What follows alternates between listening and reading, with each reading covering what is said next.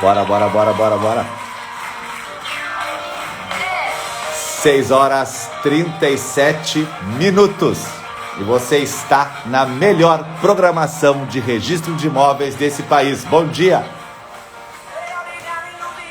Bom dia, Luana. Bom dia, Kika. Bom dia, Rafael. Bom dia, Romison. Mariari. Isso? Mariari, Gina, Tassiana, Rafael, Kika, Jaque. Bom dia. Começando mais um café com registro de imóveis. Bom dia, Tatiana. Bom dia, Jaque. Bom dia, Erima. Bom dia, Gilmar Bezerra da Silva. Tati Teixeira, o pescador do Guarujá. E mais 14 pessoas. Maria das Graças, bom dia. Advogado Ricardo Serim, isso? Elis, parabéns, Elis. Bom dia, Michele, Fabiola, Sônia, Fabiola Cavalcante, Silvia, bom dia, Silvia, Cristiano, Caiana, Maria Clara, bom dia, Maria Clara, Rosana, Patrícia, bom dia, Jana, simbora.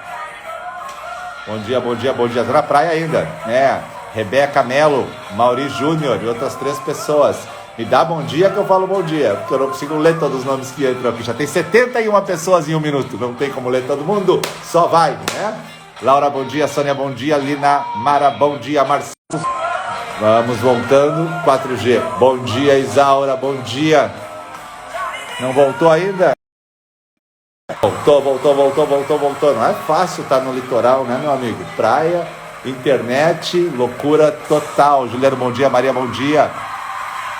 Uou. Bom dia, 6h39, 85 pessoas comigo, não tem pra ninguém, é a maior audiência da manhã, não existe nada igual como café com registro de imóveis, né? Eu antes de entrar sempre olho, aí diz assim, você tem 23 seguidores online, eu penso, tá, 23, tá bom, quando eu entro dá 71 minutos, né? É impressionante, a galera tá escondida, né? Deve ter uma notificação, esperando ali, porque é impressionante. O tema de hoje é sensacional, né? Sensacional. Bom dia, Rodrigo, porque envolve imóvel rural com estrangeiro. Bom dia, Sandrinha Ayrton. Isamara, isso? Passou rapidinho ali. Bom dia do Ceará, que maravilha, hein? E o tema de hoje é muito bom, né? Aquisição de imóvel rural por estrangeiro. Aliás, a live de ontem estava sensacional, né? E fico muito feliz com o retorno sempre das pessoas. Eu quero dizer que eu estou recebendo muito direct, né? Eu respondo na medida do possível sempre, né? As mensagens de WhatsApp, direct, tudo eu tento responder, né? Mas eu tenho sempre que dar preferência para a galera que está lá na plataforma, porque lá os alunos já estão numa outra pegada. Então, hora de ontem para hoje já tinha ali umas 30 para responder. Hoje de manhã já vou fazer a liberação das respostas. Também muita pergunta na comunidade secreta, os professores estão respondendo, show de bola. Natal está com chuva, Isaura, Natal com chuva. Aqui onde eu estou está gelado, está frio, né? E está chovendo, e está noite ainda, coisa incrível, né? Está noite, chovendo e gelado, tudo que precisa para fazer uma live, né? O cara tem que ter fé para acordar de manhã nesse horário, né? Nesse horário, vai fazer a live. Tanto que eu sei que tem muita gente na cama. Se você está na cama, digita aí eu, para eu saber se você está na cama ainda, enquanto eu já estou acordado, vestido aqui, fazendo café. Produção está na cama. Não veio ainda, né? Produção. Olha lá, Siqueira, eu. Tem vários eu. A galera tá na cama, tranquila, na cobertinha, quem tá no inverno, né? Enquanto o professor, claro, tá firme e valente de pé aí, né? Muita umidade no Rio Grande do Sul. Sim, as paredes escorrem umidade, né? Uma loucura. O pessoal diz assim, ai, como é bonito, vou lá pro Rio Grande do Sul, no inverno, né? Cara, você não tem noção do que é o inverno aqui, né? O inverno, ele é cruel, ele é uma prova de fogo, porque não é só aquele friozinho gostoso, né? O Dário tá na cama também. Não é só aquele friozinho gostoso. Nessa época do ano tem umidade, o dia inteiro tem umidade, né? Você passa, você toca nos lugares, está tudo úmido, assim, né? As paredes, tu fecha a casa, escorre água, assim. Então, é o período, né, pré-invernão, então é mais cruel, né? Ó, já tem muita gente acordada aí, no Ceará calor, ó. Ceará calor, nosso abraço, né? O pessoal que está no calor essa hora, Maravilha, arrumando para levar minha filha para a escola, ligada aqui. Muito bem. Na estrada, olha aí, a gente já está na estrada, né? Preparando para ir para academia. O cara que treina de manhã, antes das 7 horas, é um herói. É um herói, né? Imagina o cara ir para academia antes das 7 horas, é um herói.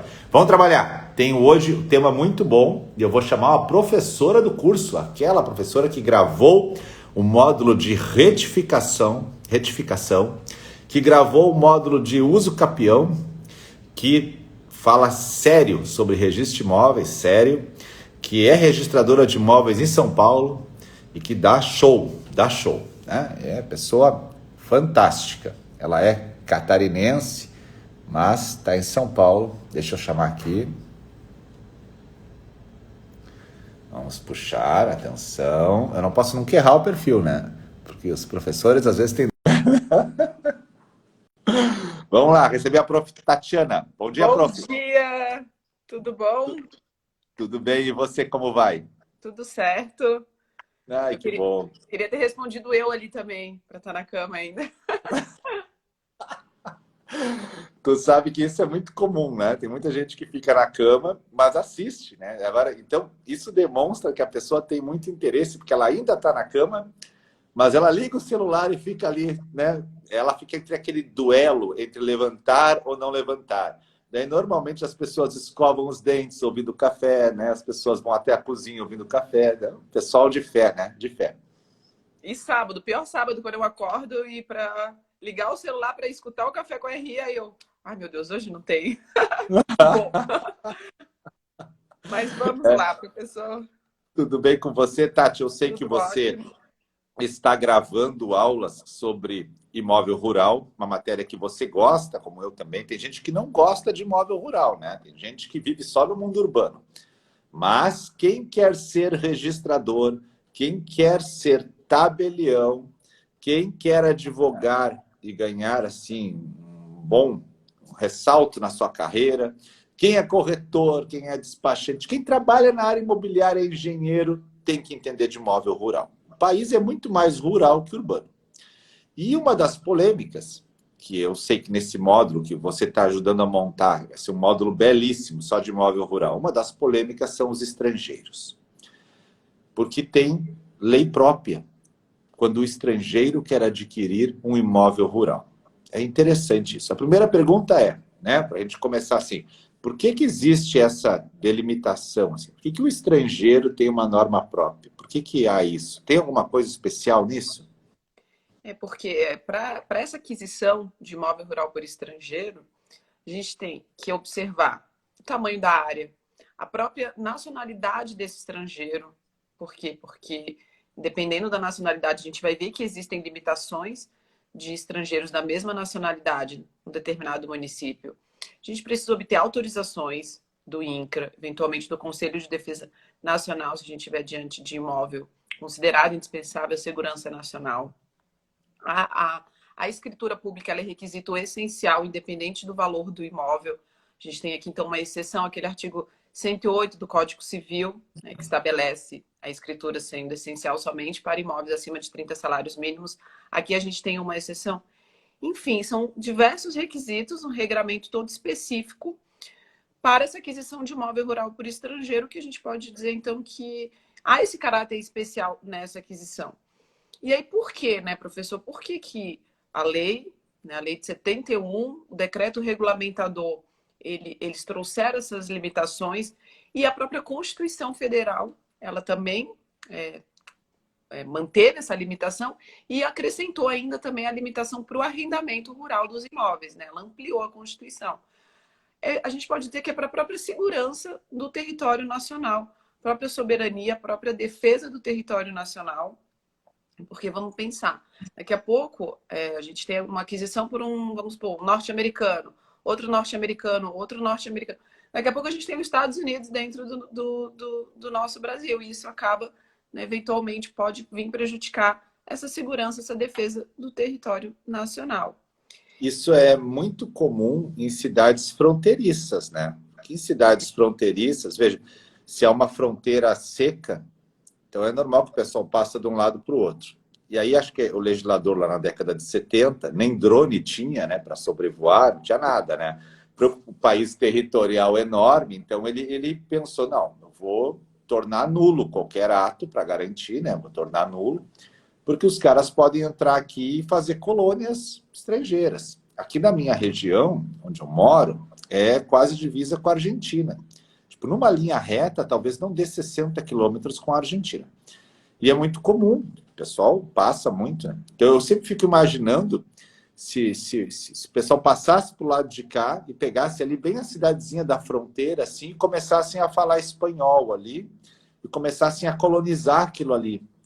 Daqui a pouco chega um ponto que já está assim dominado, né? Dominado. Então começa a se criar normas para evitar isso. E a norma já tem tempo, né, prof? Já década de 70, né? Mas assim, quem é o estrangeiro? Essa é uma questão também interessante, né? Quem é o estrangeiro nessa história toda? Então, até eu estou rindo ali porque colocaram, se deixar a China compra tudo. Então, e também, rapidinho, professor, só antes de dar continuidade, a própria questão da economia também, para que as terras, né, o agro, que é um grande fator que impulsiona a nossa economia, não passe totalmente para as mãos dos estrangeiros. Então, a própria questão econômica também é um fundamento para que hajam essas restrições. E a gente vai para quem que é considerado estrangeiro, né, quando a gente está diante dessa aquisição de imóvel rural por estrangeiro. Aí a gente tem que se valer daquele conceito lá do artigo 12 da Constituição Federal da aquisição da nacionalidade. Então, brasileiro nato, brasileiro naturalizado, o próprio brasileiro naturalizado, ele é brasileiro, então essas restrições elas não vão se aplicar no momento da aquisição por essas pessoas. Seriam realmente os estrangeiros. Só um cuidado que a gente precisa ter aqui é a hipótese de brasileiro, né, que como a gente viu não tem, essas restrições não se aplicam, mas se esse brasileiro ele for casado com estrangeiro no regime que implica a comunicação do imóvel. E aí, nesse caso, também vai aplicar as restrições. Tá, calma aí, deixa eu entender então. Então, dizer que eu vou casar, agora eu vou casar com uma moça de fora do país, né? Ela é lá dos países nórdicos, né? Então, lá, Suíça. E ela vem para cá e eu quero casar na comunhão universal de bens. E eu sou um cara que tenho terras rurais. Vai ter uma restrição nesse ponto? Pode ter uma restrição. Para aquisição, no momento da aquisição, sim, vai poder ter uma restrição. Não porque você é brasileiro, mas pelo fato dessa comunicação em decorrência do regime de bens. Muito e aqui até tem um questionamento interessante. Vamos supor esse seu exemplo, né? Você comprou, você era solteiro brasileiro. Ok, aquisição livre, sem qualquer restrição. Aí, ano que vem, você casa com essa cônjuge estrangeira. Aí chega no seu registro de imóveis o requerimento para a averbação do casamento nessas matrículas e a certidão de casamento, aí você verifica que a nacionalidade dessa cônjuge é estrangeira. E aí?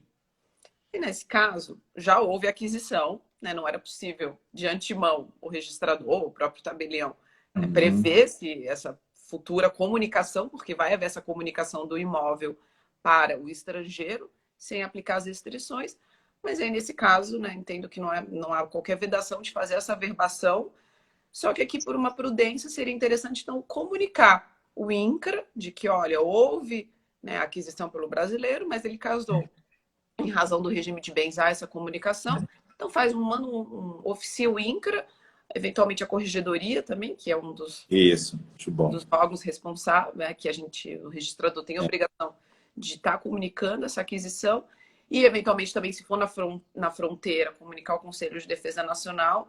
Na fronteira é pior, né, prof? Uma coisa é o pessoal às vezes confunde, mas o imóvel rural em todo o país tem uma norma. Mas na fronteira é pior ainda a situação para o estrangeiro querer adquirir, né? Tem norma própria da fronteira, né? E além de todas as autorizações, tem um plus, que é obter autorização também do Conselho de Defesa Nacional. Então, além de todas as restrições, né, de um imóvel rural em qualquer outra localidade, vai ter essa autorização a mais, em razão de que, nem a gente falou, é a segurança do território nacional. E a fronteira é para dentro um número razoável de quilômetros, né? Pela legislação, né? São 150 quilômetros na faixa de fronteira, que então é 150, bastante. isso. Eu acho que Bah! Rio Grande do Sul, Rio Grande do Sul. Um terço do estado é fronteira aqui, né? Não tem. Então, 150 quilômetros é um monte, né? Um monte, né? Porque se você pegar numa linha reta, eu numa linha reta em 60 estou na Argentina. Eu sou faixa de fronteira, mas eu estou a 60 quilômetros do Rio, né? 60 quilômetros do Rio. Então, o rio que eu digo aqui, eu tenho o rio que corta o Rio Uruguai. Então, veja que é faixa de fronteira. Então para quem gosta de estudar isso, ou quer estudar, primeira questão, o estrangeiro, para comprar imóvel urbano não tem restrição. A restrição é nos imóveis rurais. No imóvel rural tem uma lei própria e um decreto. Agora, se esse imóvel rural ele for numa faixa de fronteira, tem outra norma e outro decreto, né, prof? Então tem outra legislação que rege específica da fronteira, que tem mais autorizações e mais questões. Beleza. O português é estrangeiro? O português ele é estrangeiro, mas aí aqui ele vai ter um benefício se houver uma reciprocidade, né? Ou seja, se houver aquele estatuto de igualdade do estrangeiro, e aí ele vai poder adquirir conforme brasileiro, ou seja, sem aplicação dessas restrições. Mas não é automático isso, né? Se a gente estiver diante de uma aquisição e o adquirente for um cidadão português, a gente vai precisar, então, obter esse certificado de igualdade, né, que é expedido pelo Ministério da Justiça, para, então, que não sejam aplicadas essas restrições da lei de aquisição de imóvel rural por estrangeiro. E é difícil o registrador saber se houve essa reciprocidade, né? Acho que ele tem que pedir para a corregedoria, ele tem que solicitar se houve essa reciprocidade, senão é automático e não tem como saber. E a gente sabe que na prática, eu estava outro dia conversando com o advogado da União, e ele dizendo que na prática não vinga muito essa história do estatuto, sabe? Ele não viu ainda isso, né? Sabe que quem mais entende dessas paradas de imóvel rural, além dos registradores e notários que lidam com isso, são os advogados da União, né? Se tu assistir a aula deles, eles também manjam muito dessa parte. Eu aprendi muito com o advogado da União sobre isso. Muito legal. Mas então o português... Que a gente vê um outro lado, né? Vendo uma aula por eles, porque a gente, né, a gente acaba focando aqui nos requisitos da escritura, no livro de aquisição de imóvel rural por estrangeiro, mas nesse aspecto notarial e registral. Então, assistir uma aula por um advogado da União realmente... É legal, é legal. E aí eles falam de registro, eu acho muito legal, né? Porque quando a pessoa não é do registro e ela fala do registro, ela tem que se matar estudando sempre, né? Porque é que nem a gente lá falar de um recurso específico da advocacia da União, né? O cara tem que se matar estudando para tentar imaginar como é, porque é uma coisa abstrata, né? E tudo que é abstrato é muito mais difícil de você gravar. Mas esse advogado que eu assisti, e eu achei muito bom, aprendi muita coisa de imóvel rural com ele, achei genial. Bom, tudo bem. Então, nós temos aí a questão que o português, teoricamente, isso foi questão de concurso no Rio Grande do Sul, né, prof? Isso, verdade. A última prova do Rio Grande do Sul era um cidadão português adquirindo imóvel rural. Só que na consolidação normativa do Rio Grande do Sul tem um item que ela é bem completa. Justamente, eu acho que por o Rio Grande do Sul ter essa peculiaridade de, né, o imóvel ser... o Estado ser... né, metade a fronteira. Exato. Estava bem específico lá na consolidação. Então, por isso também a importância, né, para quem está fazendo concurso, sempre ler bem as normas do Estado, do local, porque a matéria de fundo, o grosso ela é o mesmo, né? Mas sempre vai ter uma peculiaridade ou outra. E lá na consolidação do Rio Grande do Sul estava bem explicadinha a questão do cidadão português. E aí tem a questão do livro que é feito. O tabelião, então, você falou antes, tem que fazer a escritura.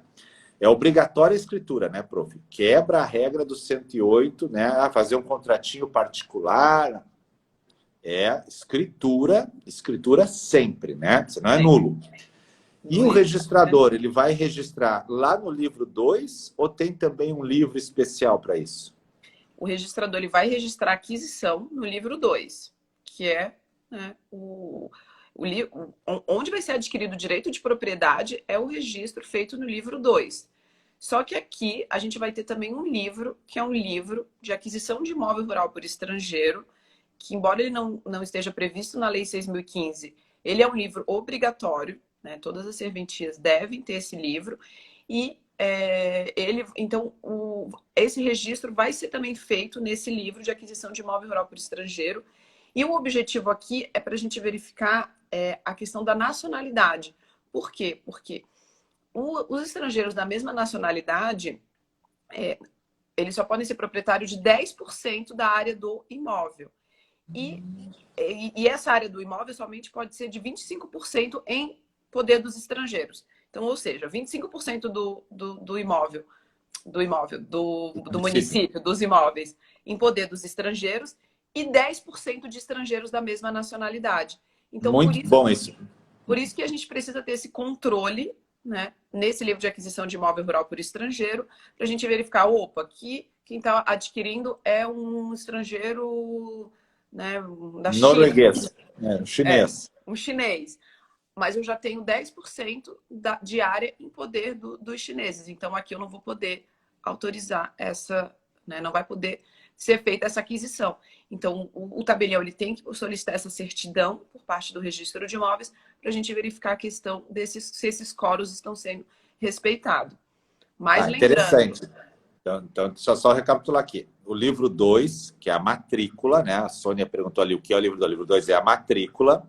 Ali é que vai ocorrer a transferência da propriedade. Mas tem um outro livro de aquisição de imóveis rurais por estrangeiros.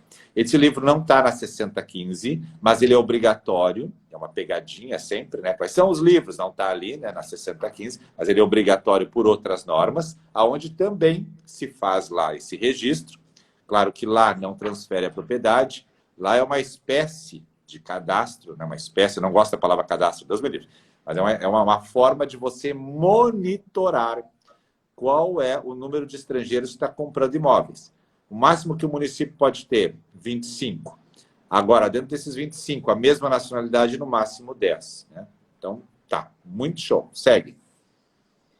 E aí, quais seriam os requisitos, né, para a gente ter, para poder, que a gente tem que observar nessa aquisição? Então, escritura pública, que a gente já falou, é essencial. E aí a pessoa física precisa ser residente no território nacional, ou seja, estrangeiro residente no território nacional e com CPF. Qualquer aquisição de imóvel no Brasil, o adquirente precisa ter um cadastro na Receita. E aí a gente tem a questão do tamanho dessa área que está sendo adquirida. Então, até 3 módulos de exploração indefinida. Quem vai dizer o módulo de exploração indefinida é o INCRA. A gente precisa verificar, olha, essa área aqui, ela é inferior a 3 módulos de exploração indefinida, a aquisição ela é livre, ou seja, a gente não vai observar essas restrições da lei. Deixa eu fazer um ponto aqui. O prof falou, módulo de exploração indefinida. Quem estuda imóveis rurais, você tem módulo rural, módulo fiscal, e em relação aos estrangeiros, módulo de exploração indefinida. Então, fica ligado que cada coisa é uma coisa. Então, módulo de exploração indefinida é como o governo vai olhar e dizer assim, ó, o estrangeiro pode adquirir 3 módulos, tá? Mas quanto é o módulo? Né? É 5 hectares? É 10 hectares. Então, preste atenção nesse nome que a professora falou, módulo de exploração indefinida. Da mesma forma que você vai pensar lá em módulo fiscal e módulo rural. Segue, prof. E esse módulo, ele depende de cada estado, de cada região do país. Então, não é fixo. Um módulo é tantos hectares. A gente não tem como fazer isso. A gente precisa verificar aonde que está ocorrendo essa aquisição para ver qual o módulo desse local. Então, até 3 é livre. Salvo, de novo, área de segurança nacional, que aí é aquela, né, a fronteira, que aí precisa da aprovação do Conselho de Defesa Nacional. Inclusive, nessa área de 3 módulos. Aí, de 3 a 20, a autorização do INCRA. De 20 a 50 módulos de exploração indefinida. Além dessa autorização do INCRA, esse estrangeiro, pessoa física, ele vai ter que apresentar um projeto de exploração dessa área e esse projeto vai ter que obter uma aprovação, então, para aquisição. E acima de 50 modos de exploração indefinida, aí autorização do presidente da República e, em qualquer dessas áreas, sempre do Conselho de Defesa Nacional, se a gente estiver diante de fronteira. Tá? Perfeito. Muito bem. Ó, ninguém está falando de REURB aqui, hein? Não é REURB, só para falar. Porque REURB tem norma própria e lá na REURB também se fala dessa questão da área de segurança nacional. Tem que cuidar, quem vai estudar para concurso, que uma coisa é a aquisição por estrangeiro, outra coisa é a regularização nessas áreas, tá? Você fica para uma outra live, mas só para pontuar que eu não quero esquecer. Mas muito bom. Então, pessoa física, e parece mais fácil, né, prof? Pessoa física me parece mais fácil de identificar, né? Exato. E aí a pessoa jurídica também vai ter, né, as restrições, e ela precisa ter autorização para funcionar no Brasil e sempre apresentação de projeto para, né, o projeto, seja agrícola, pecuário, industrial ou de colonização, e esse projeto tem que estar vinculado ao seu objetivo estatutário e obter, então, a aprovação também. Então ela pode adquirir, só é um pouquinho mais difícil, né? Porque ela tem que ter autorização primeiro para funcionar no Brasil, né? Então, agora, a pessoa jurídica ela é um pouquinho mais difícil de conseguir, porque o que é pessoa jurídica, né, prof? É uma questão muito delicada, né? Porque às vezes os sócios da pessoa são estrangeiros, né? Tudo isso eu já vivi na prática. Ou o sócio, ele era estrangeiro, agora é naturalizado. Então, tem várias nuances aqui. A gente falava antes até sobre isso. Tem um parecer da Advocacia Geral da União.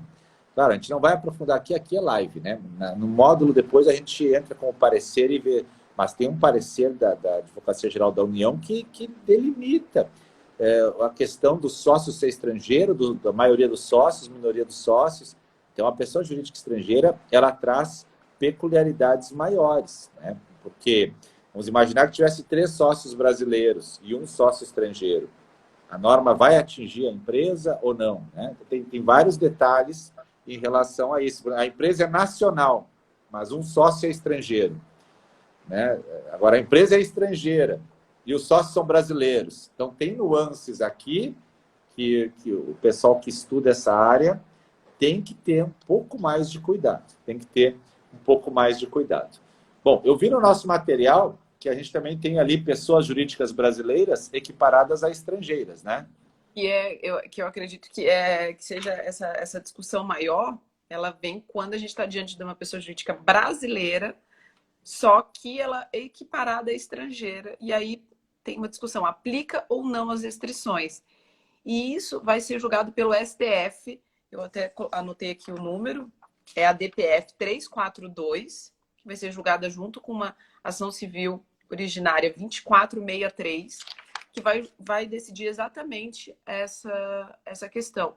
Se as pessoas jurídicas brasileiras, elas são equiparadas a estrangeiras para que sejam, então, aplicadas essas restrições.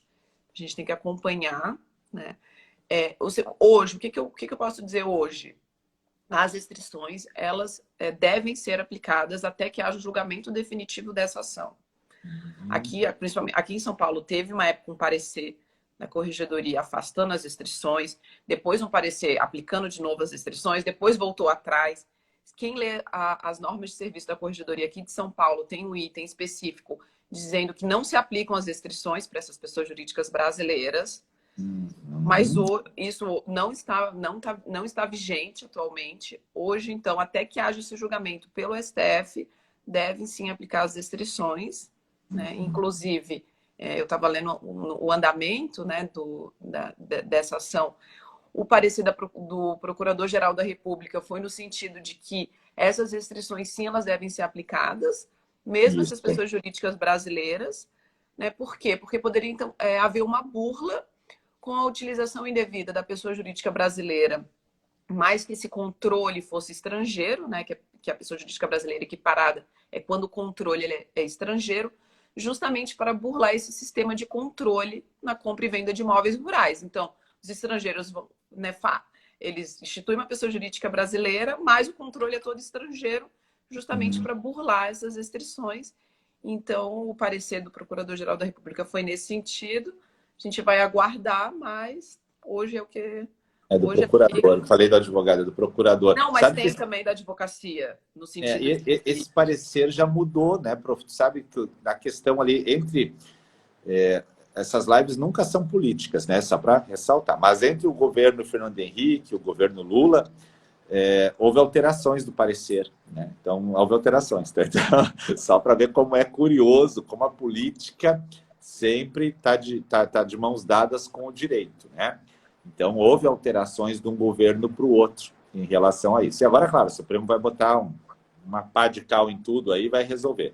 Mas, de acordo com a ideologia do governo, muda essa questão do parecer. E é interessante porque vamos abrir para os estrangeiros vir aqui ou vamos manter os estrangeiros com restrições, as empresas estrangeiras. Aí sempre vai ter aquele debate. Se eles vêm para cá, vai gerar mais dinheiro e vai gerar mais receita, vai gerar mais renda.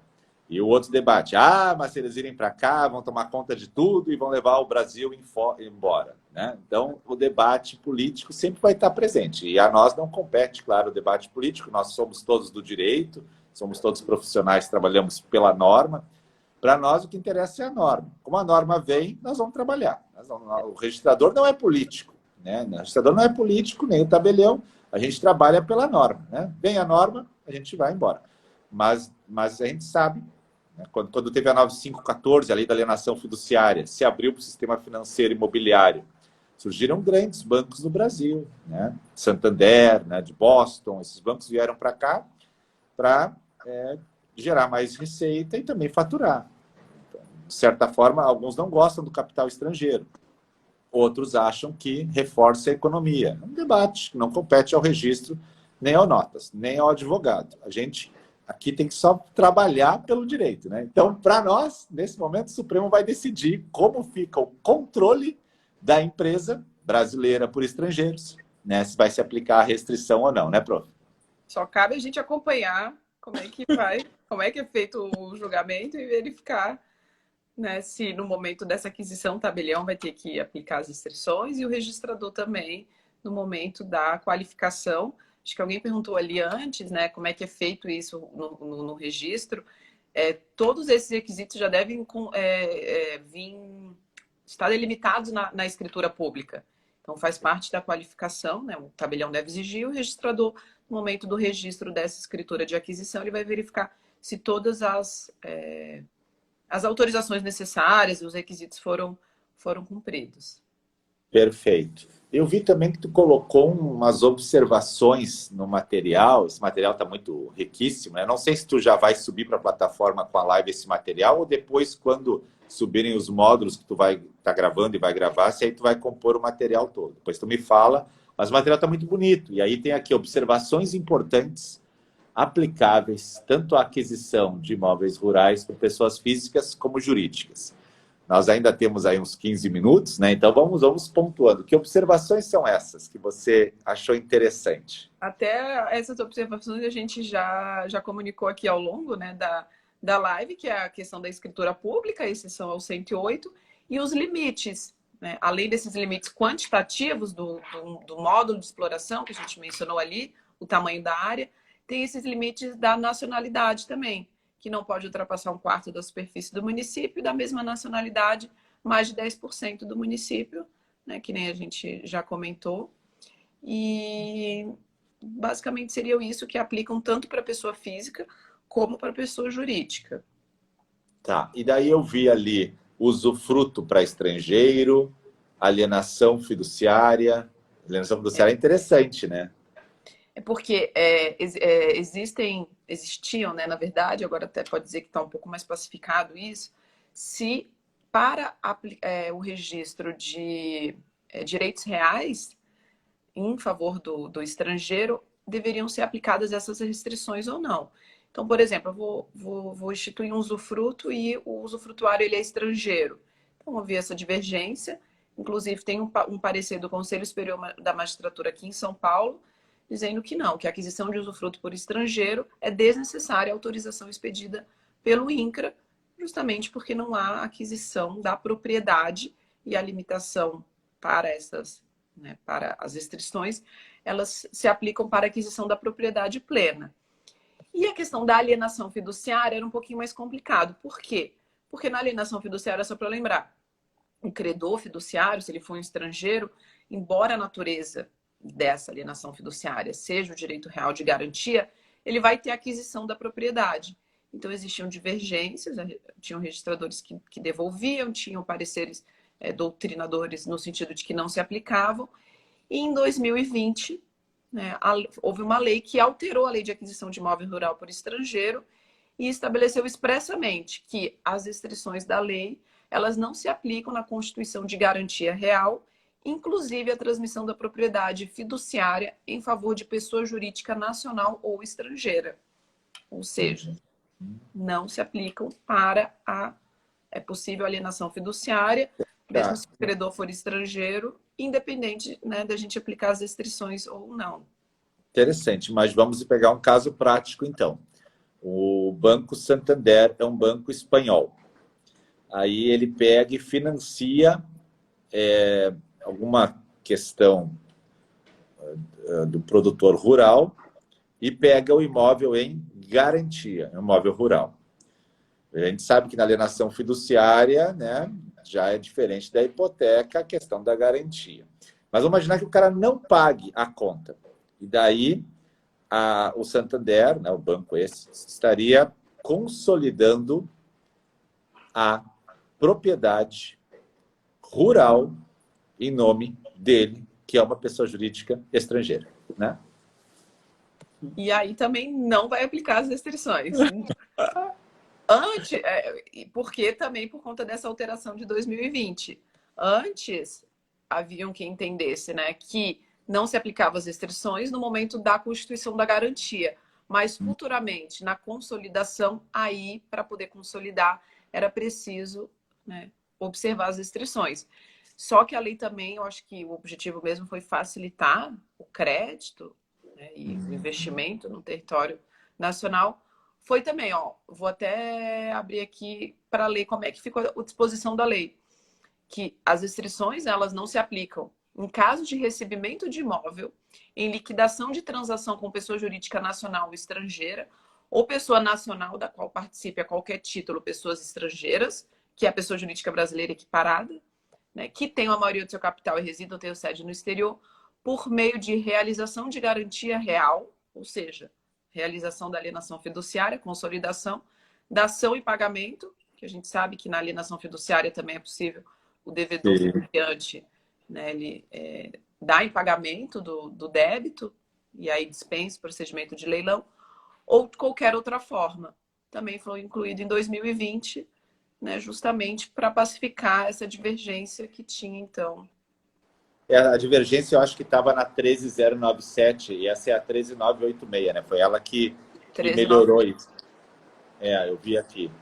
Que não é que ela facilitou a aquisição de estrangeiro, no caso. O objetivo da alienação fiduciária é a concessão de crédito, não é propriamente a aquisição do imóvel. Então, e a gente sabe que a hipoteca, em razão da dificuldade de eventualmente, discussão da garantia, atualmente os bancos, os credores, eles acabam fazendo muito mais alienação fiduciária. Então, eu acho que é para viabilizar mesmo esses investimentos, né, principalmente no setor agropecuário do país, e não propriamente facilitar a aquisição do imóvel. Né, porque, perfeito. Geralmente, na alienação fiduciária, acontece, né, o pagamento. O credor ele não quer o bem, e o devedor ele quer realmente o bem. O objetivo dele é o crédito, e para isso ele ofereceu o bem em garantia. Então, os objetivos são essa facilitação do crédito. Mas, por via, né, transversa, a gente pode dizer que facilitou, porque se houver a consolidação, vai... Mas deve fazer o leilão também, é obrigatório fazer o leilão, né? Exato. Verdade. Além disso, não é possível que o credor fique com o imóvel. Ele só vai... Se houver leilão negativo, segundo leilão negativo, então tem todo um procedimento que deve ser observado. Então, realmente... né? Aí é diferente, é. Interessante. Agora, o arrendamento também não pode, né, prof? O arrendamento cai nas mesmas regras, né? Mas que interessante que o usufruto não. O usufruto escapa da regra, né? Então, teoricamente, eu poderia instituir um usufruto em favor de uma empresa estrangeira, mas não posso arrendar para ela. Mas é muito parecido, no final das contas, o usufruto, né? Porque a empresa vai poder tirar os frutos da área, né? Interessante isso. Verdade. É, É o parecer do Conselho Superior da Magistratura aqui de São é, Paulo. Mas, justamente, o objetivo seria que o fundamento, né, básico é que as restrições, por serem umas limitações, elas devem ser aplicadas restritivamente. Então, não incidiria na aquisição desses direitos reais legal. menores, né, vamos dizer assim. Mas, Sim. realmente, faz todo sentido. Eu não tinha parado para pensar por esse lado. Porque o arrendamento, a gente precisa ter todas as restrições. Não é possível arrendamento por instrumento particular, tem que ser feito por escritura pública, tem que ter as mesmas restrições da aquisição são aplicadas no arrendamento, mas no usufruto não. Porque eu tive um caso de um produtor rural que teve uma proposta, eu acho que era da Bélgica, e era uma proposta razoavelmente grande, assim, e para ele vender a propriedade, tudo que estava instalado dentro. E ele estava nessa dificuldade enorme aí, não conseguia encaixar uma forma dentro da norma, sabe? E aí eles chegaram a pensar no arrendamento, né? Mas depois a empresa não quis. E eu fiquei pensando, né? Acho que a empresa ia investir, tipo, sei lá, uns 80, 100 milhões aí no município, né? Mas não teve como fazer, e ainda era faixa de fronteira, mais difícil ainda, né? Porque não agiliza, né? Não agiliza, né? Perdão. Bom, eu vi também que tu marcou a questão da uso capião.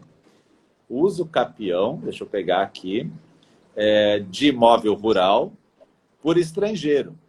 E aí, o que tem de diferente nesse uso capião? Você vê que a uso capião é uma matéria tão legal que ela está em todas as matérias, tem assunto de uso capião. Até na aquisição de imóvel rural para o estrangeiro a gente tem né, esse debate. Por quê? Porque a gente pode pensar, o que é uso capião? A pessoa, o possuidor, ele fica no imóvel durante aquele lapso temporal necessário e ocorre essa aquisição. O reconhecimento da usucapião, o próprio registro da usucapião, eles são declaratórios, ou seja, eles reconhecem uma situação fática que já aconteceu. Então a gente poderia pensar, se o estrangeiro está lá, vamos pôr uma usucapião extraordinária, por 15 anos, ele está lá por 15 anos nesse imóvel. É um imóvel rural, é um estrangeiro. Ele solicita a usucapião. Aí eu penso, já está lá há 15 anos, a solicitação ela é declaratória, né?